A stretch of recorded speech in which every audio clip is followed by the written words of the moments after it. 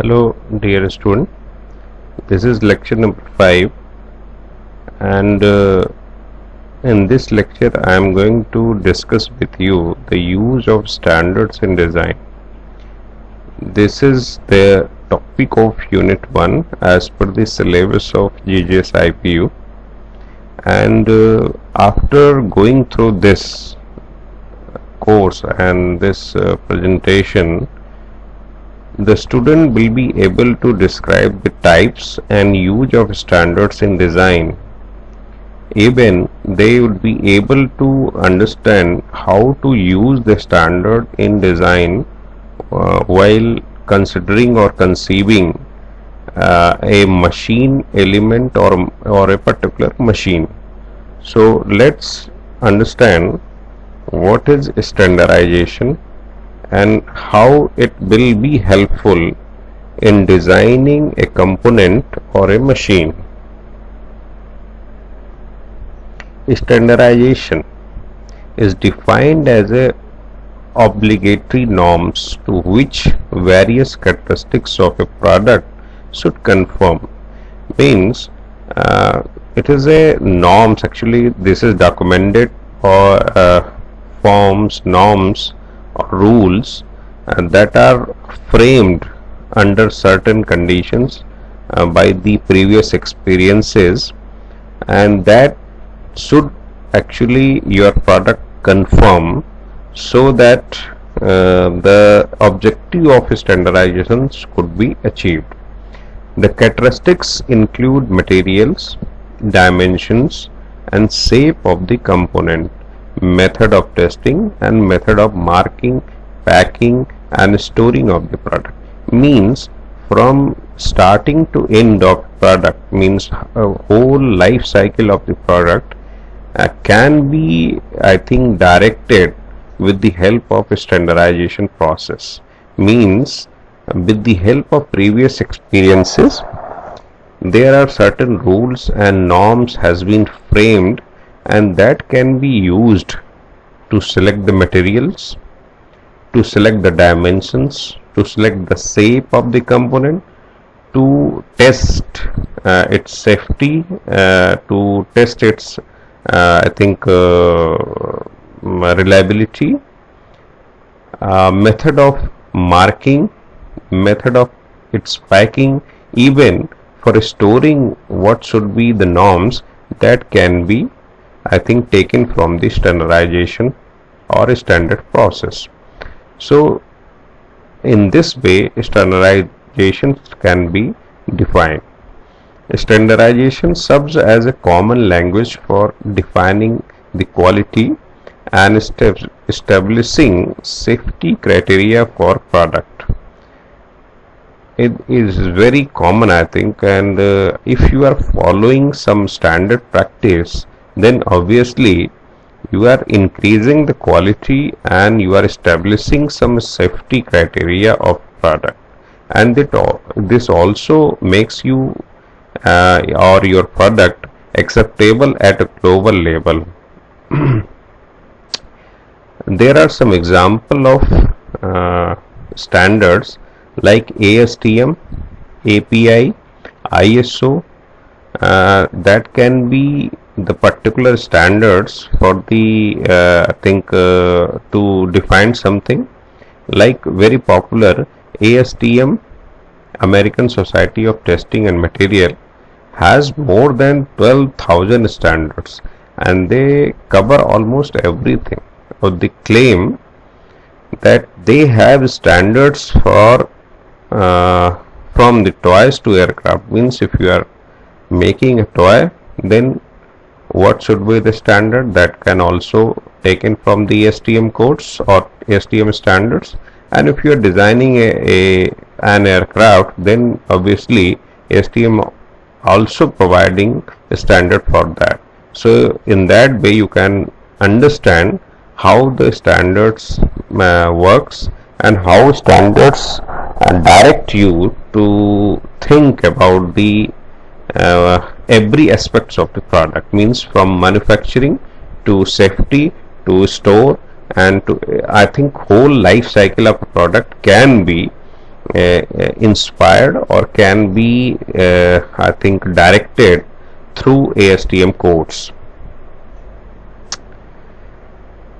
In the next slides, you will see some standards in mechanical engineering which generally follows.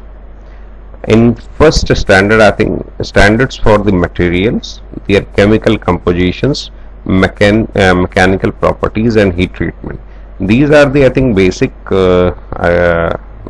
steps of a product in mechanical engineering, where you go for the materials, you look for the chemical composition of material, you want some mechanical properties as per your product specification or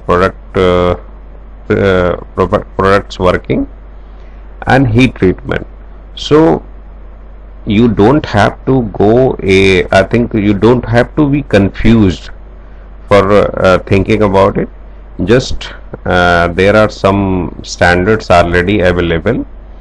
You go and match, I think you should match your requirement with the codes, and from there you can select a particular material, you can select a particular composition, you can select a mechanical property according to that, and even heat treatment process, what kind of heat treatment process that is needed for a particular product, that can also be I think matched with the codes.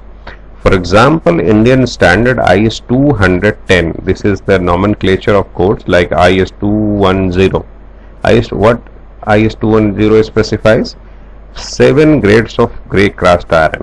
Grey cast iron is a material, and its specification is also given in standards, and it is designated like FG 150, FG 200, FG 220, and what these numerics said, they are the tensile strength of the grey cast iron in Newton per mm square.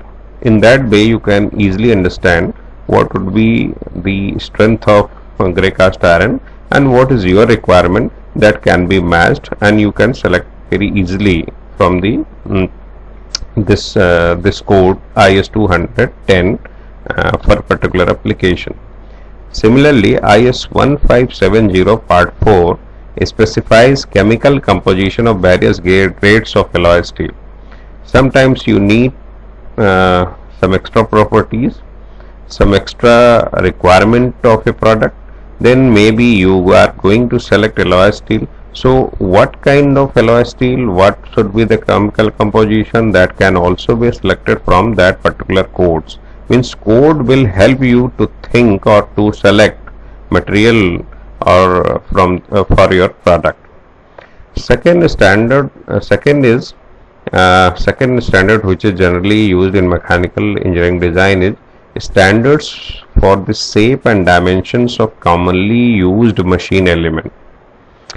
The machine elements includes bolts, screws, nuts, rivets, belts, chains, ball and roller bearing, wire rope, keys, spline, etc. Actually, these are the very common machine elements that are generally used in each and every machines. And like bolts, screws, I think everywhere without it you can't make, I mean, you cannot I think think about a machine. So if you, and even now they are very standard parts, and standardized facility of manufacturing is available all over the world. What is your work as a designer? Just to select these parts as per your requirement. For example, IS 2494 part 1 specifies the dimension and shape of the cross section of the endless V weld for power transmission. Suppose in your question, in your product, you have to transmit power from one point to another, and you are going to use a belt which is V weld. Then what would be the dimensions, means how you will what would be the shape and what should be the dimension, that are specified in this code IS 2494, and you have to calculate, you have to select that V weld according to your requirement as per the specifications. So in this way you would be guided by IS 2494 to select a V belt for your power transmissions. In similar way, there are number of codes or standards given in standard practice, from where you can select wire ropes, keys, screws, nuts, rivets, belts, chain. I think every part you can look, or you can be guided by the standards. Third one is the standard for fits, tolerance and surface finish of the component. For example, selection of the type of fit for different application is illustrated in IS 2709 on guide for selection of fits. IS 10719 explains method for indicating surface texture on technical drawing. So in that way, if you want to what kind of fits you require, and what kind of tolerance you need, what kind of surface finish you require in your for a particular product, and how it can be represented in technical drawing, that all will be guided by these codes, or guided by these standards.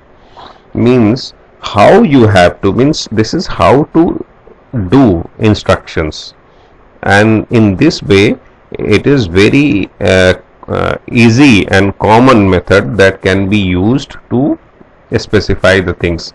Means you don't have to think, it may be work like a language by which you can express your requirement, you can express your thinking. In fourth point, standard for the testing of products. These are these standards, sometimes called codes, give procedure to test the product such as pressure vessel, boiler, crane, wire rope, where safety of the operator is an important consideration. There are some product in mechanical engineering where safety concern is very high. So there should be some codes, there should be some instruction to test these products. For example, IS 807 is a code for practice for design, manufacture, erection and testing of the crane and hoist. So in this way you can see IS 807 as a guidance for I think for designing, manufacture, erection and testing of the cranes and hoist. So if you are designing such product, then you need some guidance. That guidance, some testings, if some testing required, then this kind of guidance can be found from the these codes and these standards, and they will also increase the product reliability and safety concern, or safety, they may enhance the safety criteria for the particular product if you are using these codes to design that product. In fifth point, you can see the standard for engineering drawing of the components. Suppose if you are designing something, if you are thinking to design some product or some machine element, then you have to prepare a specialized drawing. That specialized drawing is used by manufacturer to understand the dimensions, and finally that would be manufactured by the manufacturers. So what should be the standard? What should be the standard means what should be the language or instructions by which both manufacturer or designer may express or understand these instructions. or they may mutually communicate. That is the, I think, that also be guided by the standards.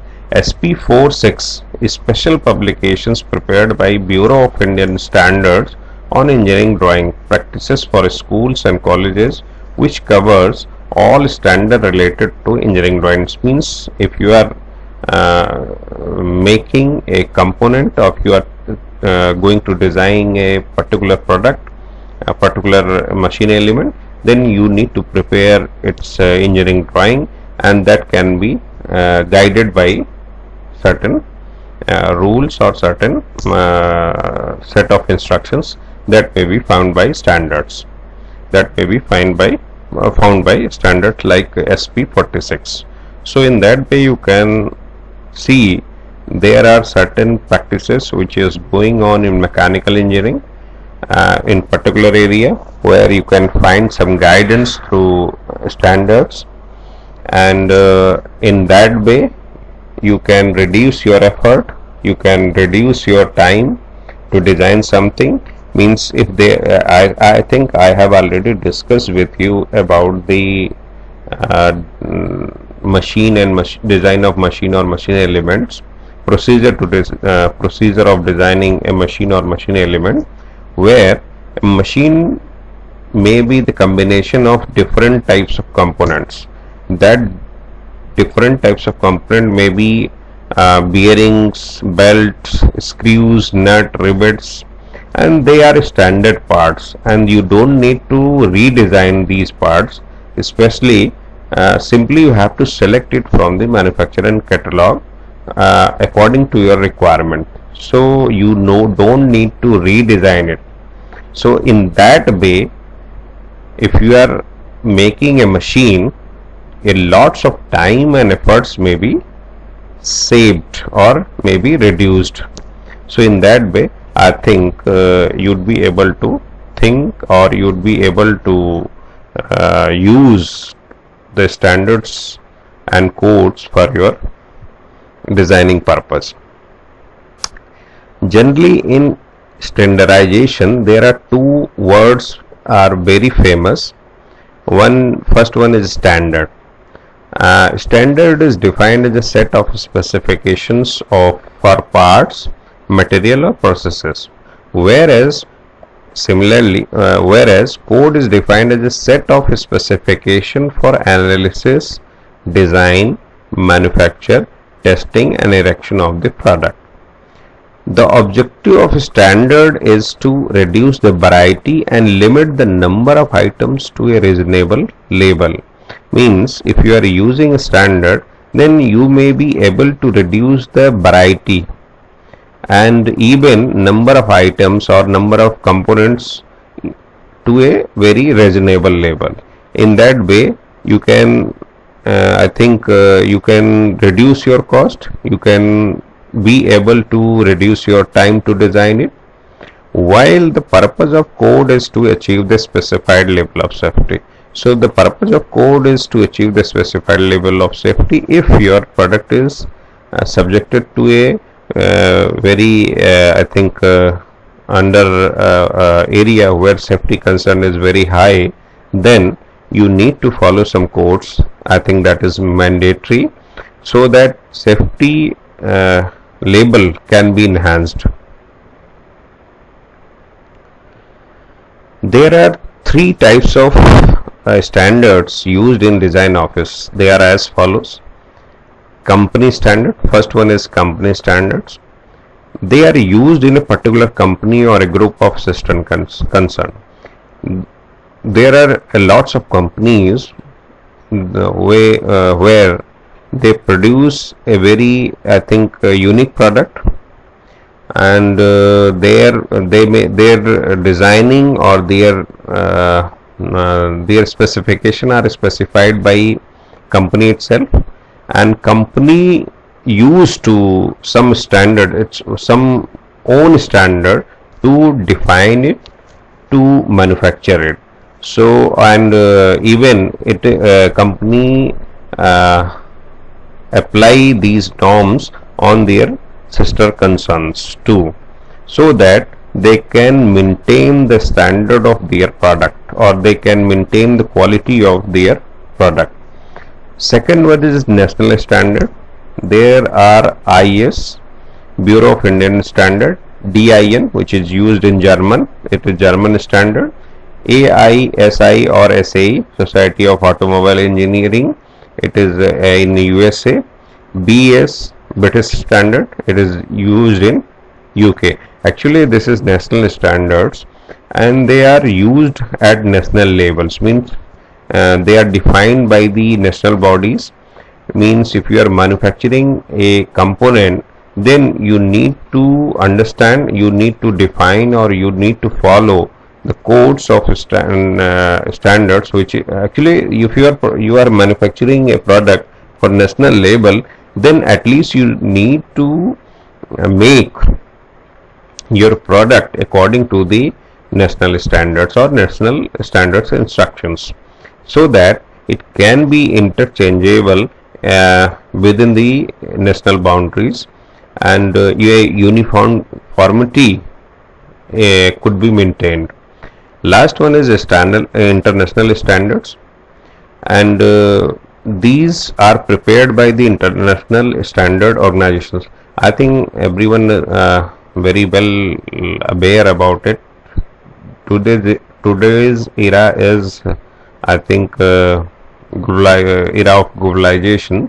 So if you are manufacturing a bolt in India, that may be used in USA or in South Africa because of these international standards. If you are following international standards, then they may be acceptable everywhere in the world. That is the beauty of these practices. It means interchangeability of that product will be, or exchangeability of that product will be at global level. So in that way, I think you can be now aware about the standards which are generally used at different levels. Means suppose your company had designed a very unique product, the company may define some standard for that particular product, and company and its sister concerned company have to follow or must be follow these norms or these standards for a particular product. Second one is national standard, as I already told you, and the last one is international standards. Means if you want to make a product or make a component which would be internationally acceptable, then you should follow the international standard to design it. Now if you are using standard practices or standardization concept for your product designing or to manufacture your product, then there would be some following advantages. The first one is, due to the standard practices, the reduction in types and dimensions of identical component to a rational numbers makes it possible to manufacture the standard component on mass scales in a centralized process. For example, a specialized factory like Associated Bearing Company (SKF). I think suppose if you are manufacturing a bearing, bearing is now a standardized industry where the dimensions are defined, there are variety is also defined, and if any designer is going to design a product where bearing is used, then that particular of design of machine, you don't need to redesign the bearing. Bearing is already manufactured by a centralized or by a centralized system or in a standard practice where different sizes of bearings are available. Your work is to select the bearing as per your requirement.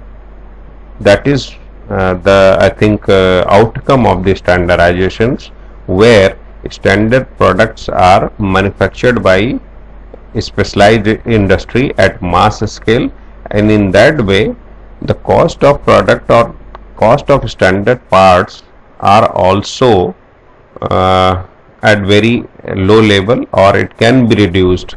So this is the first advantage of this.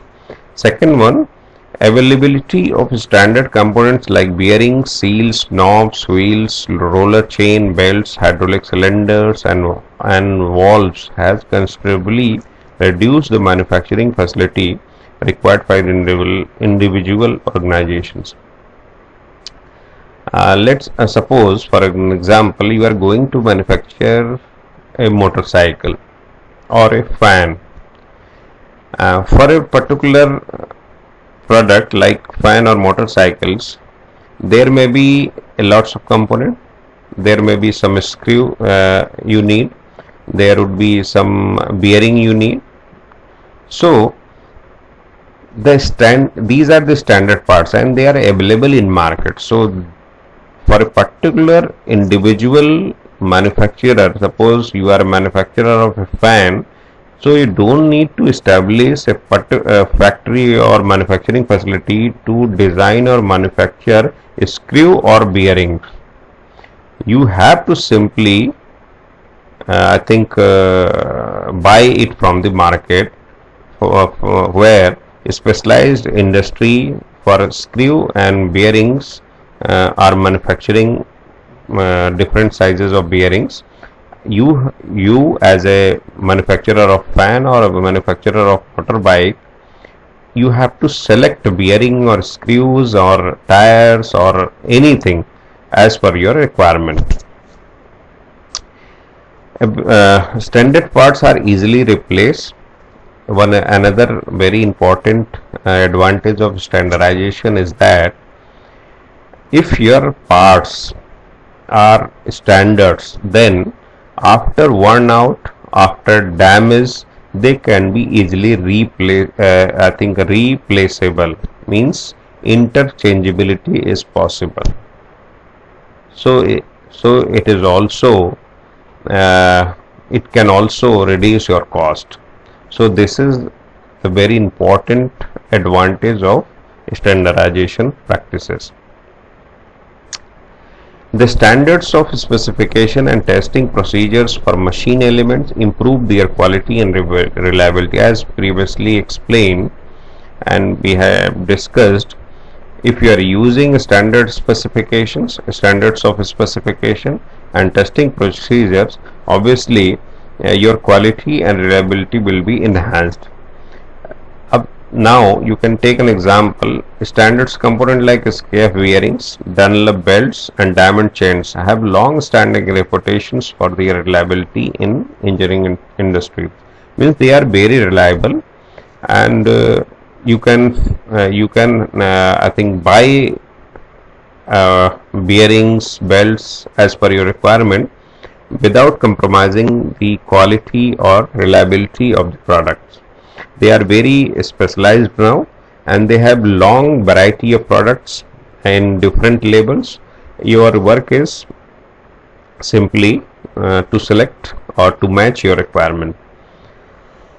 The application of standard machine element, and especially the standard units like coupling, cogs, pump, pressure reducing valves and electric motors, reduces the time and efforts needed to design a new machines. In your, suppose you are designing a machine where motors will be used, and couplings will be required, pumps, pressure reducing valves are required, then simply you have to buy it from the specialized industry. So don't need to go for designing or manufacturing that particular products. So in that way you can save your efforts too. Sometimes specifications are also very I think very popular word in standardization. So let's understand What is specifications? Specifications provide specific additional requirement for the materials, component or services that are beyond the code or standard requirement. Sometimes for a particular product you need to specify the special requirement that come under the category of the specifications that may be the beyond the codes or standards. For example, if you want pipe with maximum carbon of 0.023 against the standard requirements of zero point 0.3 maximum, you need to specify in your requirement, or you in your purchase order, means you need to specify that requirement in your purchase order. So specification, in this way you can understand what is specifications. Why specification is required? It allows a purchaser to include special requirements as per design and service conditions. It allows customizing your product and it is one thing I would like to tell you here. A specification is must meet requirements. If you are specify something that like you need chromium rich component, or you need a alloy steel where molybdenum should be in such a percentage, that are the must meet criteria, and that is why specifications are required, and they may be given beyond the code and standard, means along with the code. Suppose you are taking something, you are going to design or you are going to manufacture something and you are following some codes, but if your customer is need to specify some other requirement, then he or she needs to specify that. That is the specification. Generally I think you can understand in I think a very easy manner, and that's all about the standardization, I think.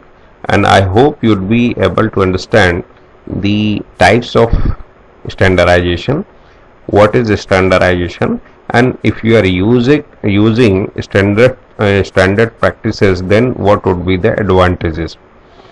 Now I hope you'd be able to answer these two questions: what is standardization and why it is needed. I think you can now able to write the answer of this question. What are the three basic types of standard used in design office? I have already discussed with you. So now I hope you have certain idea and about the standardization and standard practices, and what will be the advantages if you are using a standard practice to design or manufacturing your product. Thank you very much.